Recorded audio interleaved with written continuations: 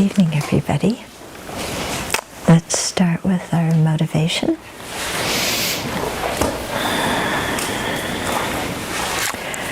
And let's really get in touch with that part of our hearts that cares about living beings, that wants to live in harmony and peace with them.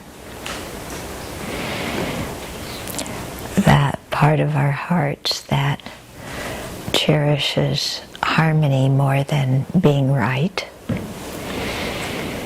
that cherishes harmony more than winning the argument, that cherishes harmony more than getting our own way.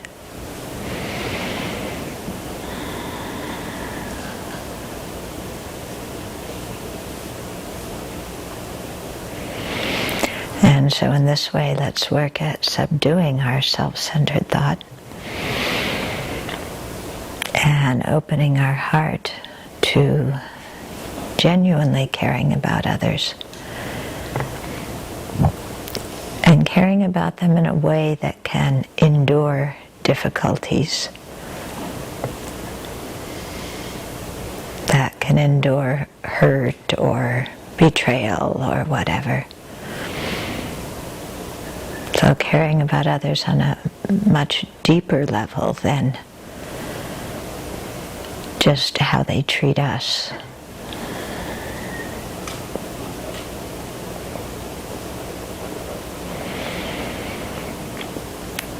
And then seeing that all these beings want happiness and not suffering. And since we have the fortune to have met the Dharma, and are learning the path to actual freedom, then with a mind that sees ourselves as a servant of others,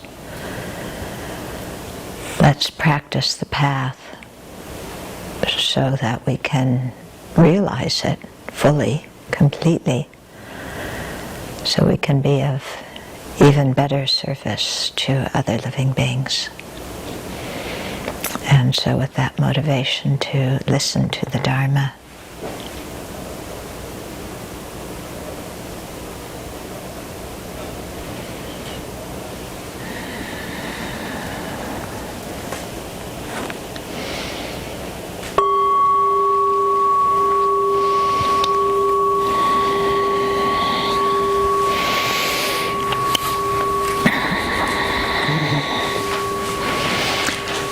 so you know, when we talk about our values, and they all sound so wonderful. You know, we all talk about how much we value harmony and how much we want living beings to be happy, and how much we don't like anger, you know, and how much we want to overcome the judgmental mind. So when we talk about these things, they feel good and they make sense. And then all it takes is one person saying something we don't like, and we've forgotten it all. Have you seen that in yourself? Yeah, we have a good talk show, and all it takes is one person, you know, saying something, and our saying to ourselves, oh, they're taking advantage of me.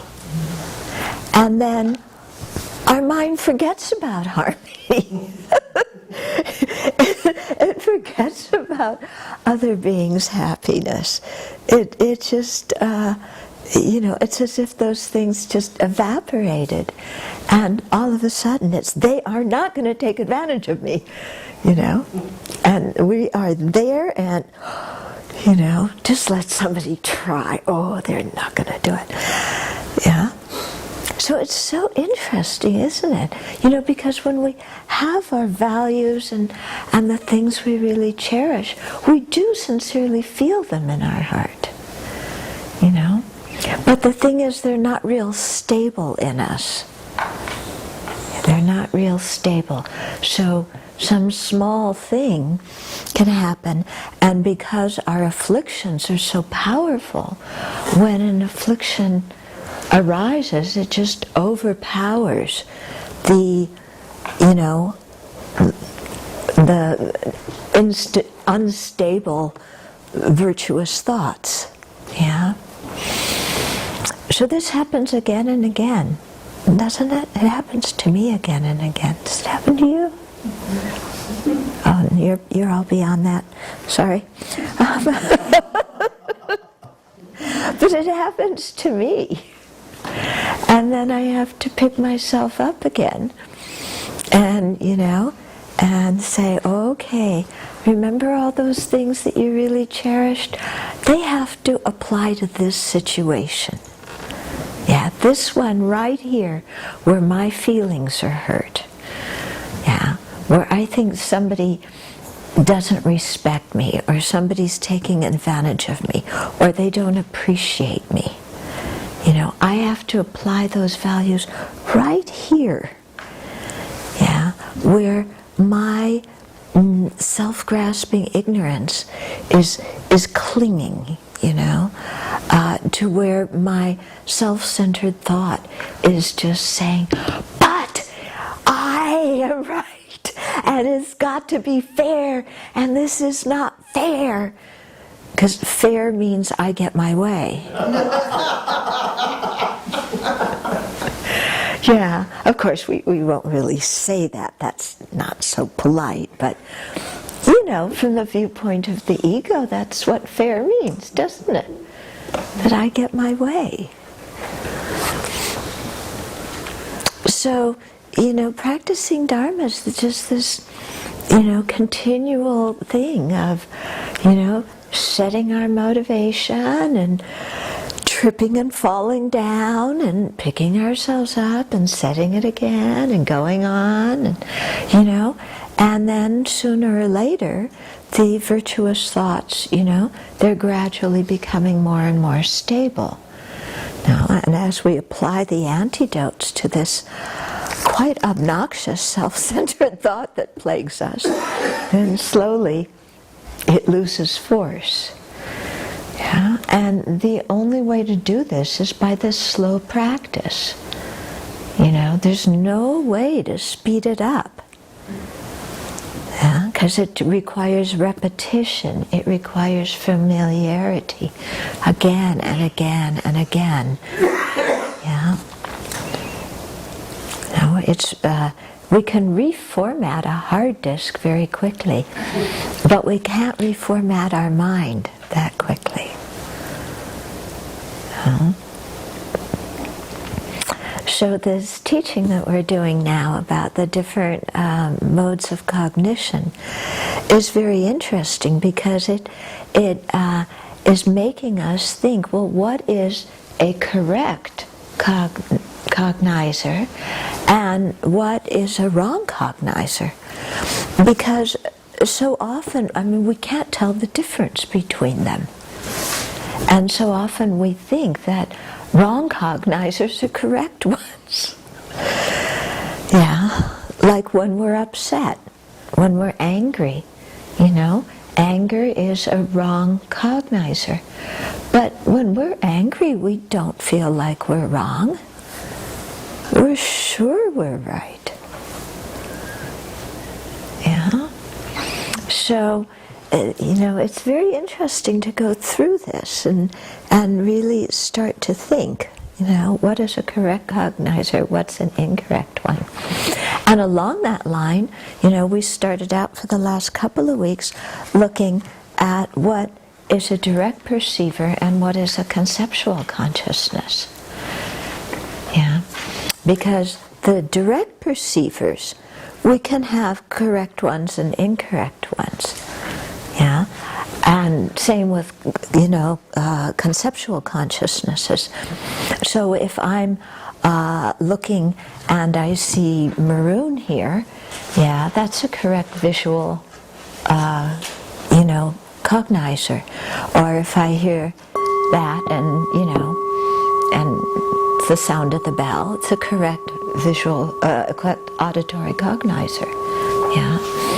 But when I look in a field, and this happens sometimes with our neighbors, and you see a scarecrow and you think it's a person, or you see a person and you think it's a scarecrow.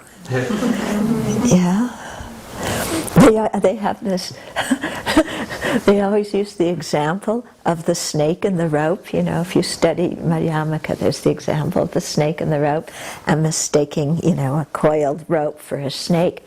And I remember one time, on a break time with teachings with Geshe Sopa, some of us were outside, and someone said, "Oh, there's a snake in the grass," and somebody else said, "No, it's a rope." You know? No, it's a snake. Yeah. So we can have, you know, these you know, wrong cognitions, or, you know, when you're riding in a vehicle, then it looks like like you're sitting still and the countryside is moving. Okay, so that's a wrong cognition. Or when you're on a plane and the propeller goes really fast and you think it's just like a circle. Yeah. I was on a plane when I was a little girl, and with my family, I said, "Mom, that propeller stopped." And my mom said, no, it's just turning so fast you can't see it. I said, "No, it stopped." And she looked out the window, and it had stopped. And then the loudspeaker came on that we were going to make an emergency landing. Yeah. So, you know, we can have right cognizers, we can have wrong ones with our direct perception, yeah.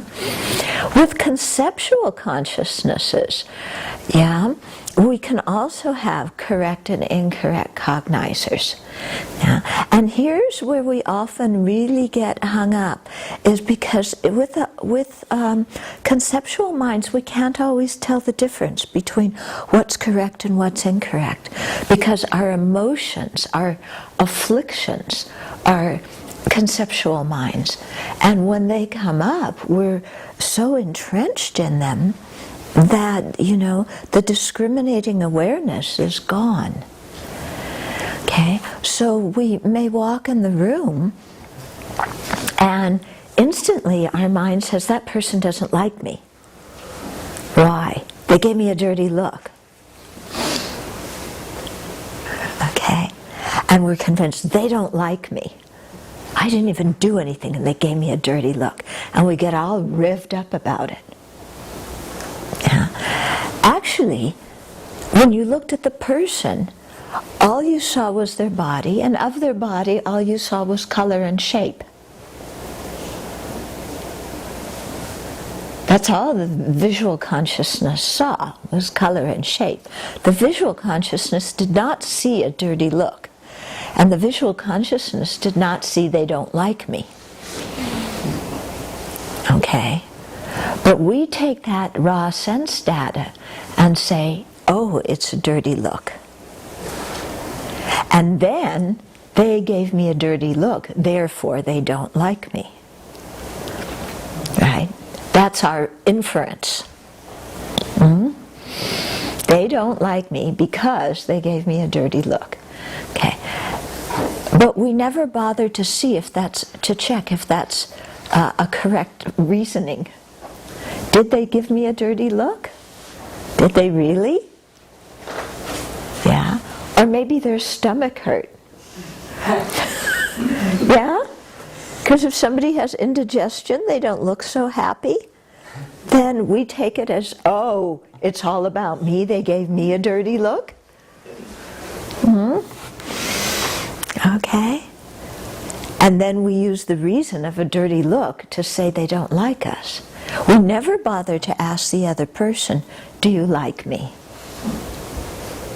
We never bother. We just assume that our thoughts are correct. And in a situation like this, where maybe somebody has an upset stomach, our thoughts are totally bananas. You know? The conceptual consciousness is wrong. It wasn't a dirty look. And anyway, even if they gave us a dirty look, why does that mean they don't like us? Okay? But you see, when we don't check our thoughts, or when we aren't aware of our thoughts, these kinds of things happen, and we believe in them, and we get ourselves all worked up about things that there's no sense getting worked up about at all. Can you make some examples in your life? A few? Yeah? Okay, so learning to really stop and, what kind of mind is this, and is it a correct consciousness or not, is really important for us to check up. Because when we don't do this, we're really living in our own little world. Writing dramatic scripts all the time. We're writing stories that we're sure are true, that may have nothing to do with the reality of the situation.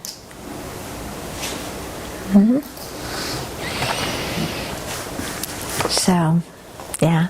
So this teaching actually has quite, a lot of daily life relevance. So last week we were talking about the ways of comparing two things and the number of points they have in common. Did you think about that? Yes. Yes. Yes. Yes? You did?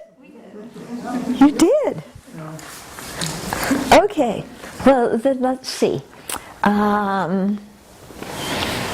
Okay, what are the 4 points between, let's see,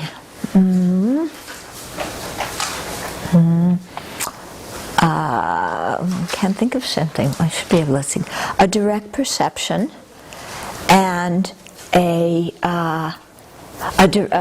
eye conscious, a direct perceiver apprehending yellow, and a conceptual consciousness apprehending yellow. What are the points between them? Is there something that is both a direct perceiver, a visual consciousness apprehending yellow, and a conceptual consciousness apprehending yellow? No, there's nothing that's both of them.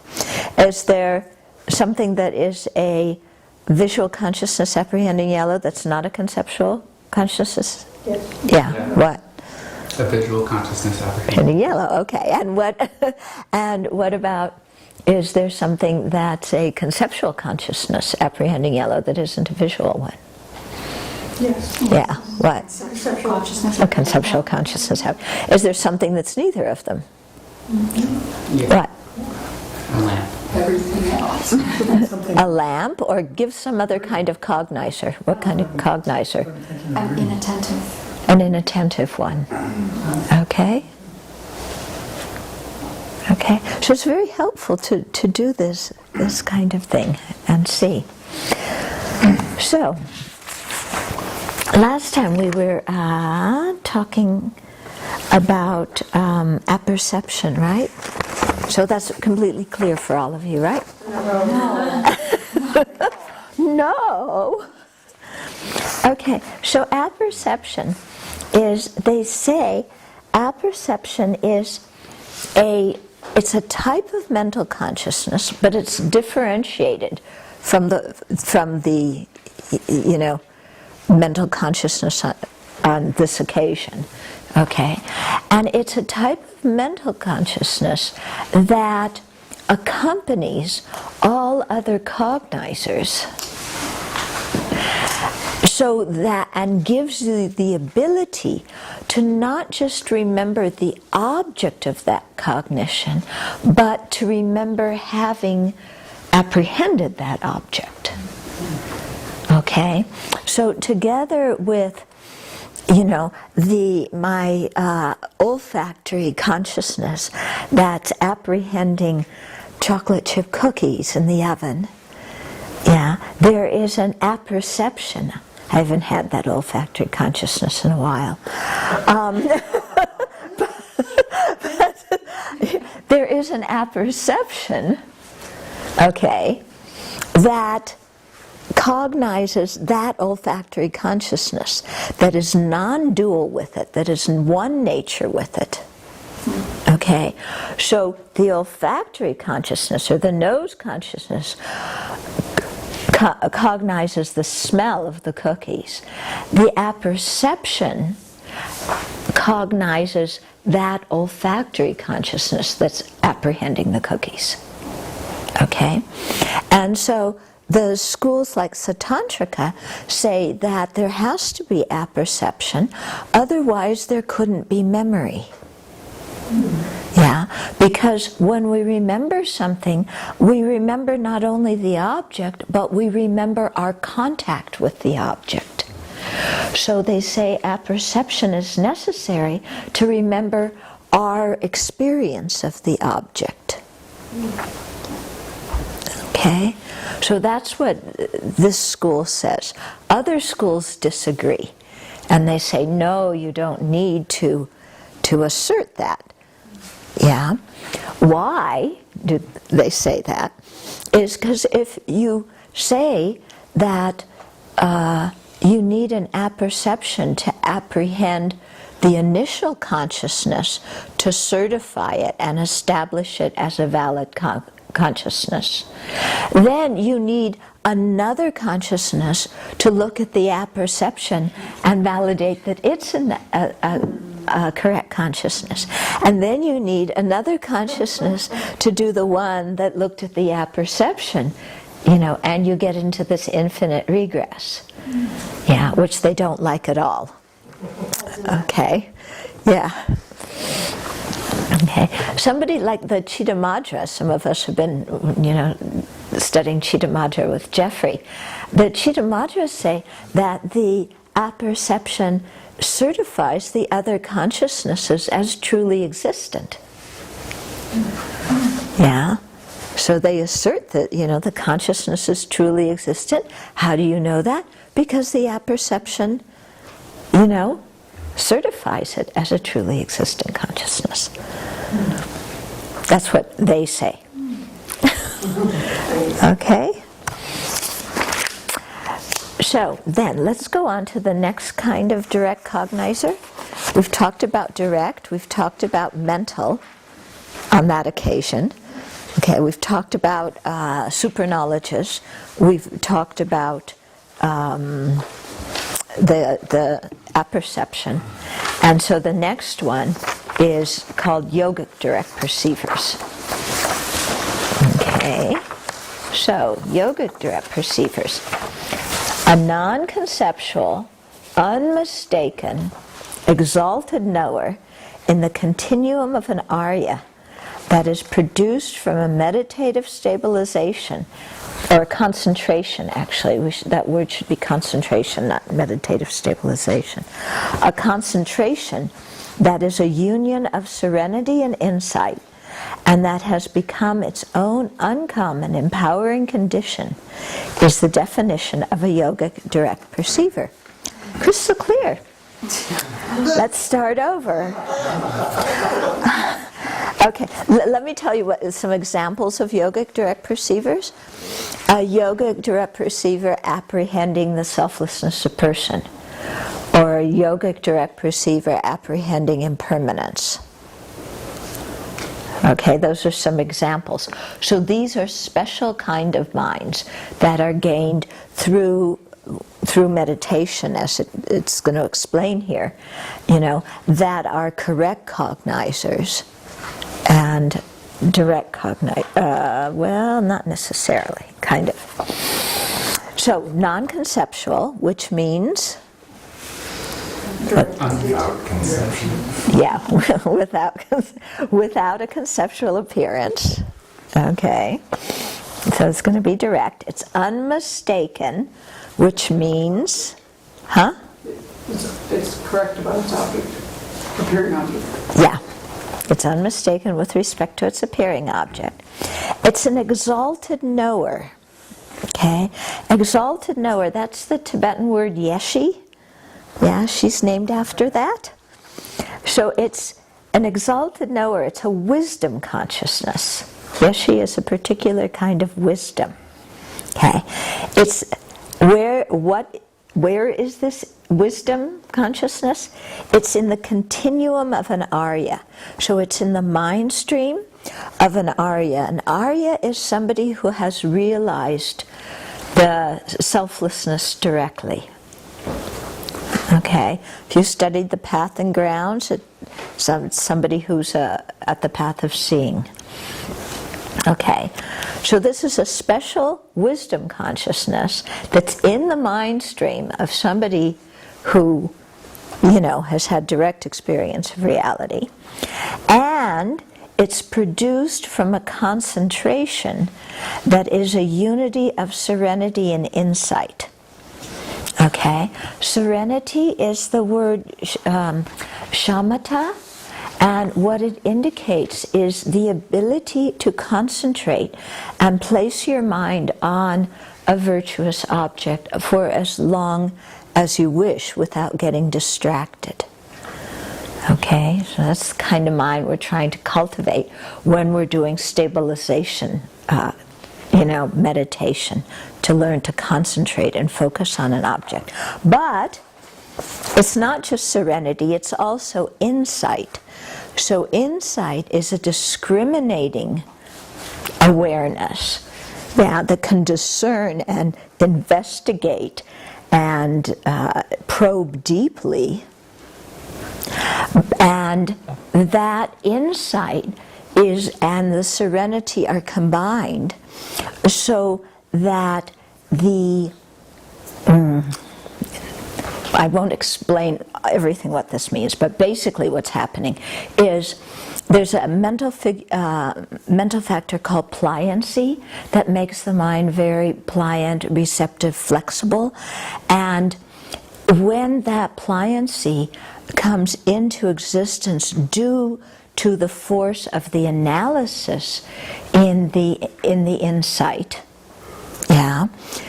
or the analysis of this investigating, probing consciousness, then that becomes what we call insight. And that insight is also automatically unified with serenity, because the serenity is able to produce the pliancy and the insight is able to produce the pliancy.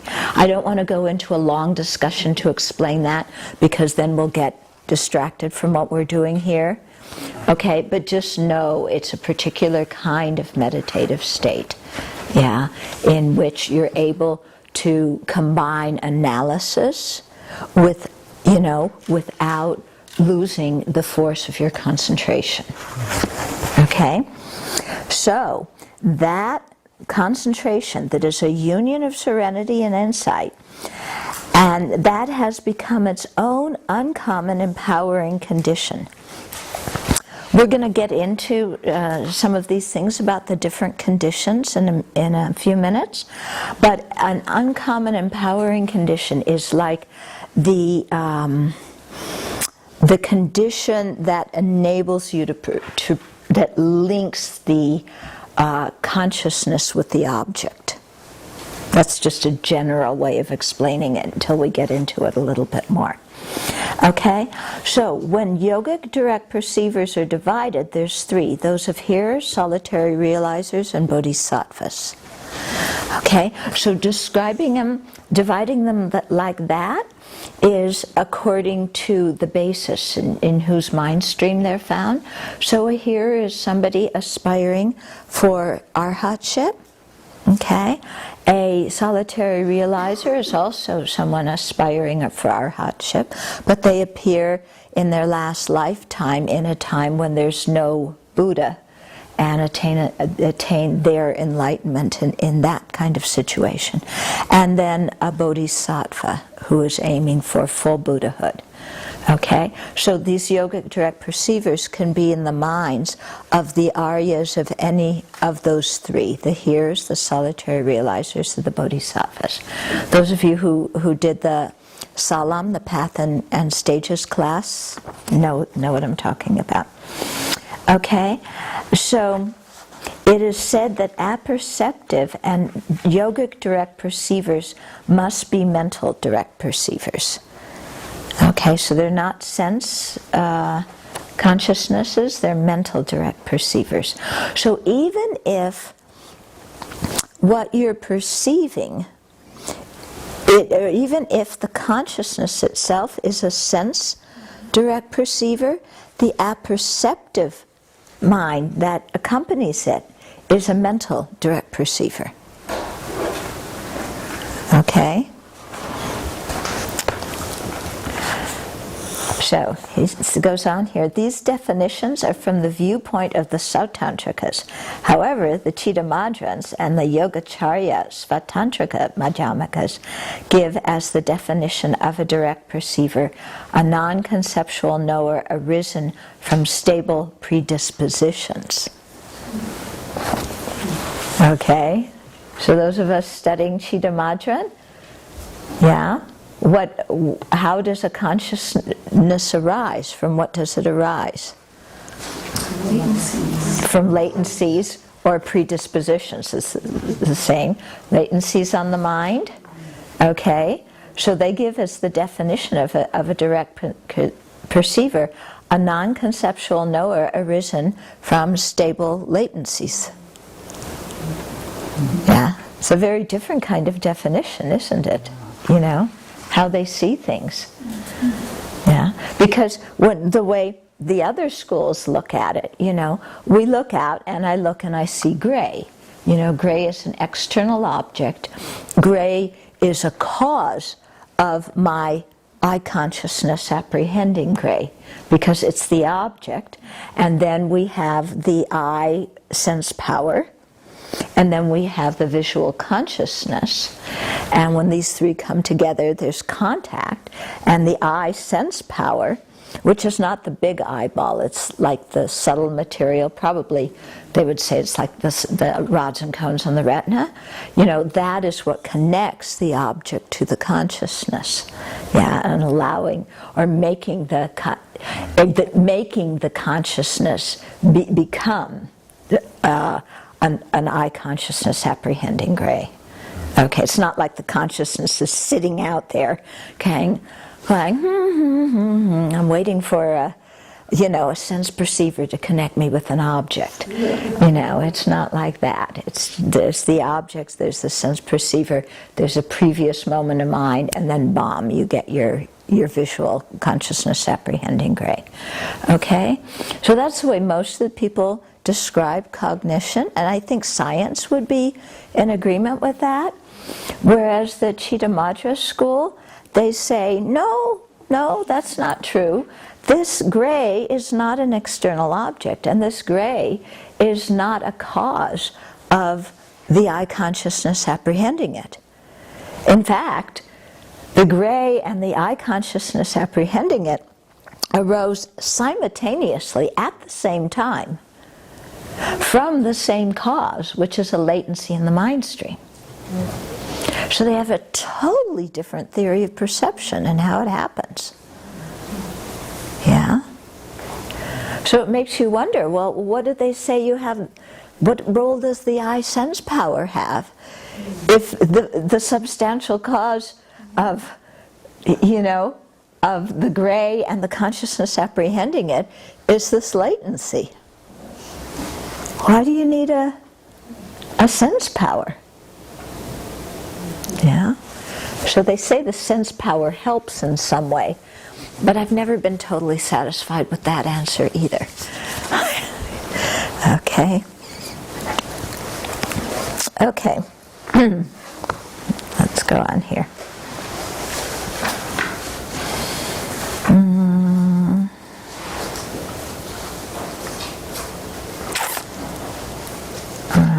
Okay.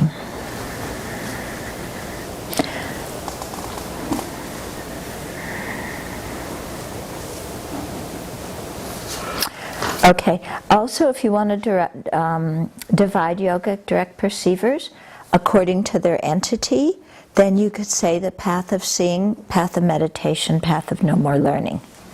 Okay, according to the basis, it would be the hearer, the solitary realizer, the bodhisattva. According to their entity, path of seeing, path of meditation, path of no more learning. Okay, according to their aspects, there's 16, because there's 16 aspects of the Four Noble Truths, and this is what these yogic direct perceivers apprehend. Okay, so if they say that it's possible to develop yogic direct perceivers, because if a wisdom realizing selflessness is cultivated without separating it from the condition of meditation, one can attain a very clear perception of a meditative object. In other words, a direct perception of it. Because that wisdom realizing selflessness, which is its basis, is stable. And it's a mental phenomena that doesn't require renewed exertion with respect to that with which it has already been conditioned. Unlike high jumping, where you need new exertion and time. Okay, remember last time we were talking about how athletes have to cover the same distance before as they do, in order to get higher. But in deepening our meditative experience, once you've reached a certain level, you don't lose that. So you don't have to recreate it to go higher. You can build on what you've already realized. Okay, so what they're saying here is that if you start out, with some understanding of emptiness, and you keep meditating on it again and again, it's possible to change that from an inference into a direct perceiver by the force of your steady meditation. Yeah, it is able to break through that conceptual appearance that is present when you have an inference, so that you can see the object directly. Okay, so yogic direct perceivers and apperceptions must be mental direct perceivers, and thus they are also in the continuum of a Buddha. But wait a minute. But the apperception and sense direct perceivers in the continuum of a Buddha aren't yogic direct perceivers, because they aren't omniscient consciousnesses. So this school is saying that only yogic direct perceivers are omniscient consciousnesses, and a Buddha's sense direct perceivers and apperceptions are not. Yeah, and they aren't yogic direct perceivers. Whereas when you, so these schools are saying all omniscient consciousnesses have to be yogic direct perceivers. Yeah, in other words, the Buddha's I consciousness isn't omniscient. Okay, so in one way we say, yeah, that would make sense. It has to be this wisdom mind that's the omniscient mind, not the auditory consciousness, not the, in one way that makes sense. However, the Prasangikas say that actually all of the Buddha's consciousnesses are omniscient.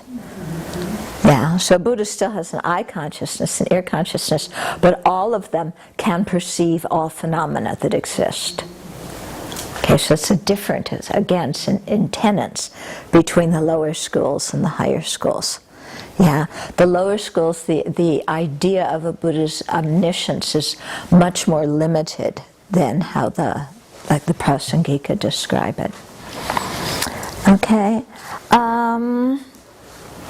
so just, when we were talking here about serenity and insight, a few definitions for you.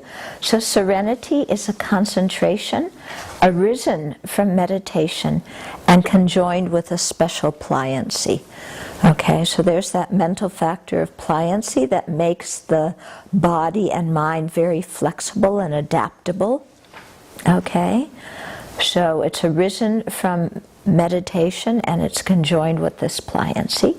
And insight is a wisdom of thorough discrimination of phenomena conjoined with special pliancy induced by the power of analysis.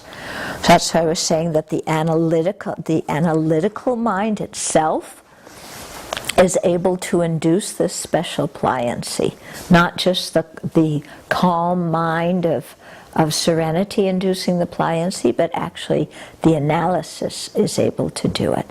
And the insight is also a wisdom of thorough discrimination. Yeah. And so this kind of stuff is important because a lot of people think analysis is useless on the path. You know, analysis is just conceptual. You're just having more concept, you know, this thought and that thought. And so we don't need analysis. What we need is just deep concentration, and then we'll see reality. Okay, so there's people who think like that. This is actually refuted because the way that we realize reality, you know, first we have to have a correct conceptual understanding of it. Yeah.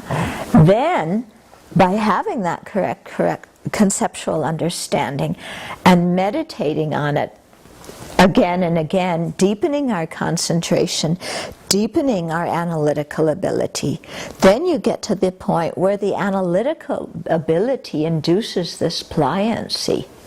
And you're able to use that mind to see emptiness or selflessness directly. Okay, so you know there's always when you go to different people who are meditating, you get different approaches, and you know, I mean, even within Buddhism, there's people who say, "Oh, study is useless." You know, just sit down and meditate and focus your mind, and you'll get it. And you know, our tradition says, well, actually no, because if you don't know anything, you don't know how to meditate correctly. And then your mind just invents all sorts of things. And you hear the word emptiness, and then you invent your own meaning of emptiness. Or you clear your mind of all thoughts, and you think that a mind that's cleared of all thought is the realization of emptiness, and it's not. Okay, so the tradition really says you have to study and gain, you know, a correct understanding and really use reason and logic to prove to our mind that the way we are perceiving things now is a wrong consciousness. You know what I said before, we can't tell right consciousnesses from wrong ones.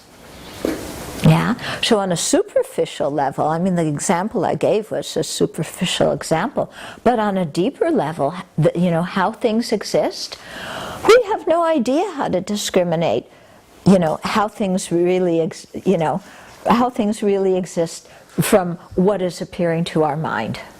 Because we think what is appearing to our mind is how things really exist. Yeah, but it's not. Things are appearing in a false way to us, and we don't even identify that false appearance as false. We think it's true. Yeah, so that's a big problem. So that's why we use reasoning, you know, to prove to ourselves that the way our mind typically grasps onto objects is incorrect. Yeah, and so using that reasoning, then we come to a point where we get a direct we get an inference of selflessness. And then when we keep meditating and, you know, deepening that analytical ability, deepening that concentration, familiarizing our mind with selflessness, eventually the conceptual appearance through which we were seeing that selflessness falls away, and there's direct perception. Okay? So that's how we go from, you know, actually I'll get into, that's another topic. Well, let's do that right now, actually, since we're there. You know, well, no, we better wait. We better wait. Keep you in suspense.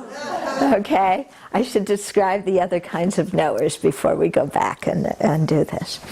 Okay, so now let's talk about the 3 conditions that they say are necessary for most cognizers. Okay, one is the observed object condition. One is the uncommon empowering condition, and the other is the immediately preceding condition. Okay, so the observed object condition, is that which is principally and directly producing that mind. Okay, so in the case of a visual direct perceiver apprehending chartreuse, that which is principally and directly producing that consciousness is the color chartreuse. Okay, so that's called the observed object condition. The uncommon empowering condition, okay, is that which principally and directly produces that consciousness as operating in its own sphere. In other words, if we have the chartreuse, I don't see any chartreuse, let's just say green. So we have some green I can point to. So green is our observed object condition. We're going to have, it's going to lead to a visual consciousness apprehending green. What is that which principally and directly produces that visual consciousness as being a visual consciousness of the color green? The eye. The eye sense power. The ear sense power cannot work to help you to see the green. And your tongue sense power cannot help you to perceive the green. So the uncommon empowering condition is that, that visual sense power. So each of our 5 senses, actually all the 5 senses plus the mental consciousness, they all have their own unique empowering conditions. That don't necessarily work, crosswise. So when they talk about the sensory organs or the sense powers, it's a kind of form, but it's a very subtle form. So the eye sense power, like I said, would be the cone and rods. The auditory sense power would be the, what did we say, the hammer and stirrups? The olfactory sense power would be the little cells up in your nose that, kind of start sending electrical impulses to your brain. The tongue sense power isn't your gross tongue, it's again the little, Taste buds. taste buds, Okay. The tactile sense power would be the nerves, in your skin that can, in your skin and also internally, because you have internal tactile sensations too. Hunger and thirst are considered in the tactile, thing, and internal, when you have a colonoscopy or something, what you feel inside yourself, that's also, the tactile. Huh? The receptors. But aren't they, don't they have to be, but you would say tactile receptors, right? Somatosensory. Huh? Somatosensory. Somatosensory perceptors. Okay. Good. We have a fancy name. So you have your somatosensory perceptors. So that includes for hunger, thirst, smooth, rough, pressure, different kinds of heat, cold. Mechanical. Okay. So they're all said to be form, but very subtle kinds of form. Okay. So let's go back here. So the Tachanchikas say. What's the third one though? Oh, I'm I'm sorry. The third one is the immediately preceding condition. So that is a knower which principally and directly produces that sense consciousness apprehending green, only as an experience which is a clear knower. Okay, so what it means is that before you have your visual consciousness apprehending green, there's some other previous moment of consciousness. And because that previous moment of consciousness is clear and knowing, then it acts as the continuity to bring that visual consciousness that is also clear and knowing. Okay, so you get it? So you need an object. Yeah. Then you need the sense power. Then you need a previous moment of mind. Yeah, because without that previous moment of mind, consciousness is just not going to come out of nowhere. Yeah, if you only have the eye power, the eye sense power, and the object, you're not going to have any kind of conscious experience. Yeah, okay, because you need the previous moment of mind. So that's the third one. Okay.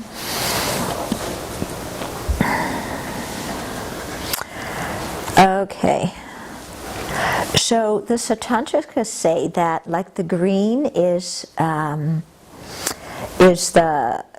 objective observed object condition, and because that visual consciousness apprehending it is produced through the force of green casting its aspect on the consciousness. Yeah, they have this idea of aspect. The word aspect in Tibetan is what you use when you want to indicate that there's something there, but it's vague and you don't know exactly how to describe it. It's like the English word factor, or the English word aspect too. What does aspect mean in English? Because scientific theories say also that there's the object casts an aspect on the consciousness. Remember, in third grade that, when we get the diagrams and the rods and cones see everything and it goes to your brain and then the image is upside down, right? So they say remember that? Third grade, fourth grade? So they say that that's the object casting an aspect.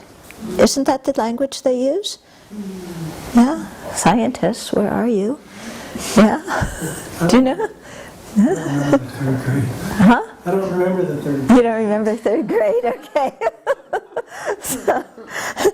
But they say that there's some kind of aspect there. Because I remember in one of the Mind Life conferences, when the scientist said that, His Holiness got very excited. Oh yes, we say too that the object casts an aspect, So I don't know if it's the same thing, but anyway, they use the same word. So,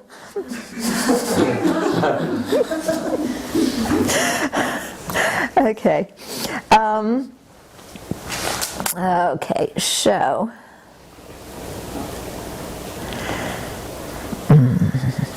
I'm realizing my glasses my glasses in the other room are better. I can read this better. Okay, so to be an actual observed objective condition, it has to appear to that mind, and that mind must be produced independence upon it. So the object has to appear to that mind, and that mind has to be produced independence on it. Okay? So, the Satantrika viewpoint, a yogic direct perceiver realizing selflessness, they say there is no observed object condition. Because according to the Satantrikas, selflessness does not appear directly to the yogic direct perceiver, because selflessness is a non-affirming negative, and it's permanent. And according to Satantrikas, only impermanent things are the objects of direct perceivers. Yeah?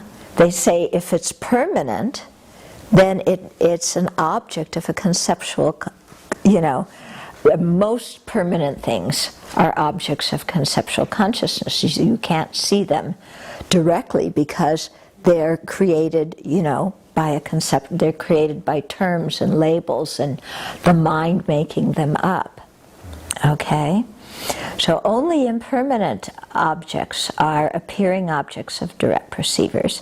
And they say the yogic direct perceiver realizing selflessness is produced in dependence upon that concentration, which is the union of serenity and insight.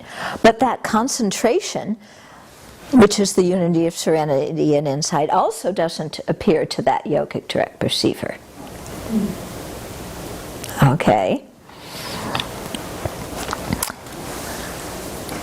Yeah. So actually, what the Satantrikas say is that when there's a yogic direct perceiver, what the mind is directly perceiving is the aggregates. But what it is knowing, or no, maybe I should put it, what is appearing to the mind is the aggregates. But what the mind is knowing is the absence of a self in the aggregates. That's according to Satantrika. Prasangikas say you can directly apprehend selflessness. And at the time you're directly apprehending it, the aggregates are not appearing to your mind at all. So they have very different assertions about how what's happening when you're realizing reality. Okay. So it's interesting, isn't it? The yogic direct perceiver realizing selflessness is a direct perceiver, but it doesn't, but selflessness doesn't appear to it. So its object is a direct perceiver of selflessness, but selflessness doesn't appear to it because selflessness is a permanent phenomenon. It's a non-affirming negative. Sounds kind of strange, doesn't it? Yeah? That's why they're not the highest school.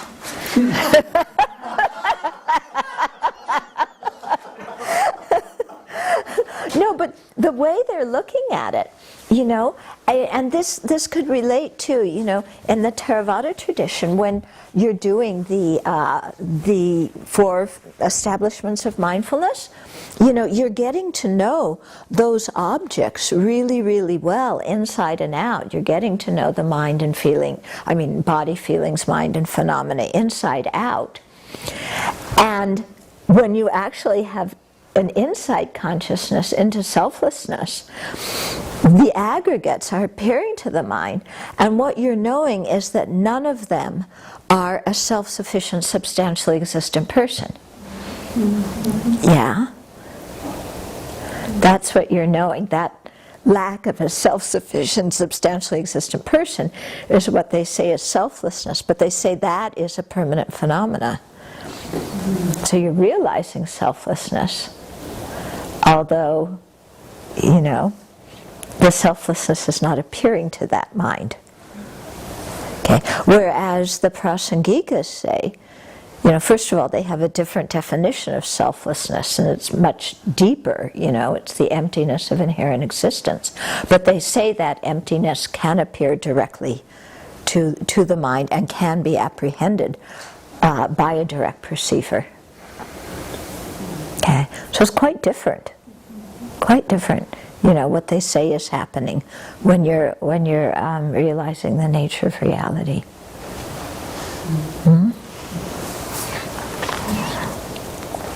Okay, so a yogic direct perceiver realizing impermanence also doesn't have an observed object condition, because the object impermanence doesn't cast its aspect to that consciousness.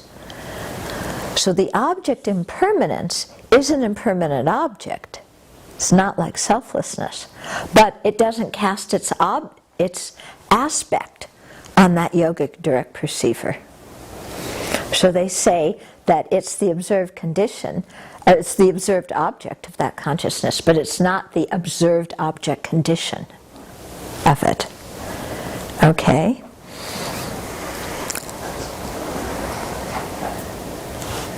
What would be then? It doesn't have one. There's no observed object condition, because there's nothing casting its aspect on the consciousness. But the impermanence is the object, is the observed object, you know. It's what you're apprehending, but it doesn't cast this aspect. Also, at perception, there's no observed object condition, because the observed object condition is the appearance of a likeness of the object. Okay, and to perception, there's no likeness of an object appears, because it's a consciousness that's non-dual with its object. Okay? No. So, for an observed object condition, you know, the object has to cast this aspect on the consciousness, which means that there's a likeness of the object that's cast on the consciousness. Okay? But with apperception, apperception is a non-dual cognizer. It's non-dual with the cognizer that it's the apperception before of. So that cognizer that it's perceiving is not casting its aspect on that apperceptive mind. Because it's non-dual. If it's non-dual, there's no subject and object. Okay, apperception is kind of a. You can see why people posit it. Yeah, it kind of makes sense. Yeah, you know you remember not just the object, you remember seeing it, and you know you need something that certifies the mind that perceives the object. So in one way, apperception makes sense. But then when you start thinking about apperception deeper, it's kind of a very peculiar thing. Yeah? It's non-dual. The consciousness it's perceiving can be a sense consciousness, but it's one nature with that mind, but it's not a sense consciousness because it's a mental consciousness. And it's one nature with that mind, but that mind is perceiving yellow, but it's perceiving that mind. Yeah. Introspective awareness. Right? No, it's not introspective awareness. Introspective awareness is a mental factor that checks up to see what's going on in our mind. It investigates, you know, what am I thinking, what am I perceiving, is this virtuous, is it non-virtuous? Introspective awareness is actually a kind of intelligence. Yeah. Apperception is just this mind that perceives the perceiver, yeah, but in a non-dual way. But it's kind of a weird idea too. Yeah. So, you know, the reason why we have why we study all these different schools is because it really gets us thinking about things. How do things really exist? This one says this one says that. What's reality? Yeah. So it gets us thinking about it. Yeah. Okay, so we're going to stop here. We'll come back to this some more. Yeah. Can I ask a question on non-affirming negative? Yeah. What is I often read about the son of a barren woman. Is that a non? Son of a barren woman, yeah. Thank you. Yeah. Is that a non? No, that's a non-existent. Okay. Yeah, there's no child of a barren woman, is there? Okay. Yeah, there's no. Another one of these is the rabbit's horn. Yeah, or the mustache on the turtle. Or the flower in the sky. But we saw lots of those when we were high. sure they existed.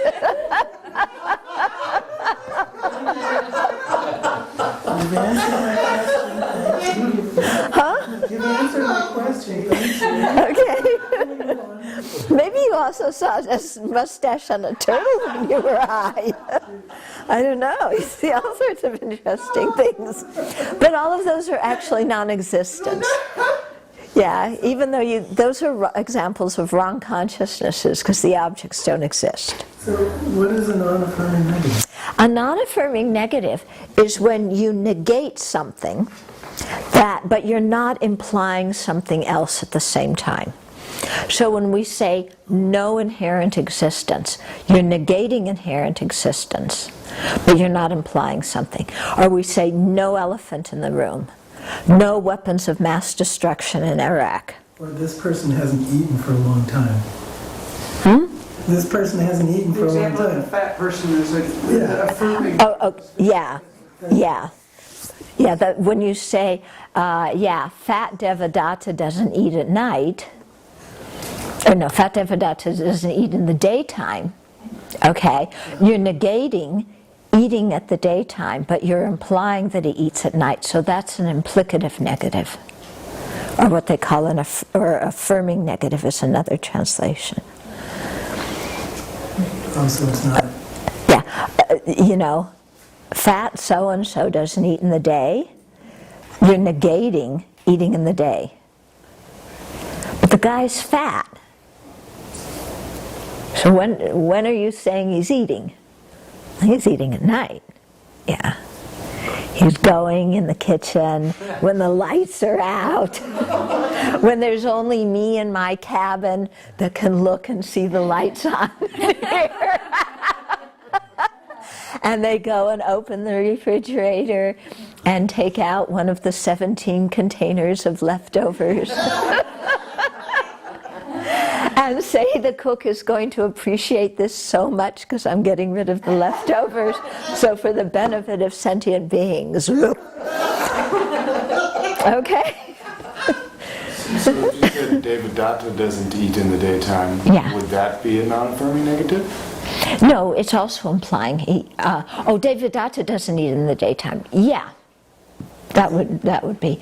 Although if he's alive, it would kind of imply that he, at least he eats at night. Okay. Okay, to be continued. So think about some of these things. Continue with looking at your own mind and what's the difference between a direct perceiver and a conceptual mind. And then especially, you're in retreat, really start looking at the conceptual minds and which ones are correct cognizers and which ones aren't. And I'll give you a tip. Every time your mind is filled with attachment, craving, anger, jealousy, arrogance, resentment, envy, nostalgia, daydreaming. These are all conceptual minds. So then look at them and see if they're accurate. Okay? And ask yourself, what's the difference? Well, I'll ask you right now, what's the difference between a conceptual mind that has attachment as one of the mental factors on it, and a conceptual mind that has love as one of the mental factors with it? You said, what's the difference? Yeah. Well, first of all, are love and attachment the same thing? No. Okay, so a mental consciousness with love and a mental consciousness with attachment, they're two different mental consciousnesses.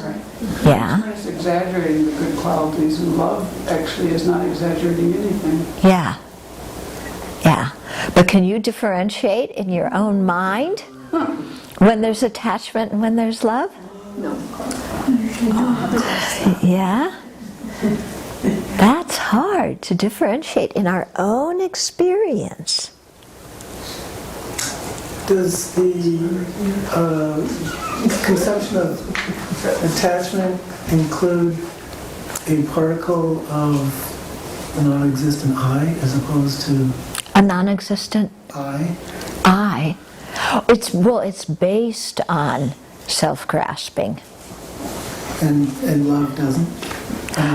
No, love can have self-grasping too. Okay. Yeah. Yeah. What you want to get your love to is the point where actually there's no self-grasping. Because as soon as you have self-grasping, it's easy to get into attachment. Okay. But you can have virtuous mental states and still have self-grasping.